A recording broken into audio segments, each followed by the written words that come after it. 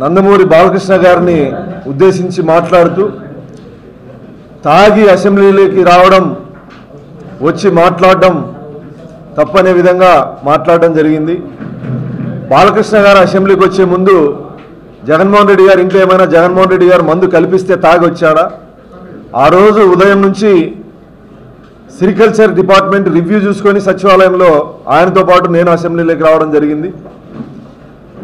గతంలో జగన్మోహన్ రెడ్డి గారు ముఖ్యమంత్రిగా ఉన్నప్పుడు 5 సంవత్సరాల అసెంబ్లీ ప్రతి ఒక్కరూ తాగి వచ్చినా కూడా మాట్లాడని అంత దరిద్రంగా మాట్లాడడం జరిగింది గత అసెంబ్లీలో.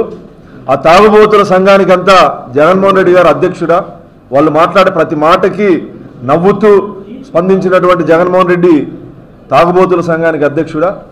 నందమూరి బాలకృష్ణ గారు 50 సంవత్సరాల సినీ ప్రస్థానంలో 3 సార్లు శాసనసభ్యుడిగా, తండ్రి ముఖ్యమంత్రిగా ఉన్నా, బావగారు ముఖ్యమంత్రిగా ఉన్నా,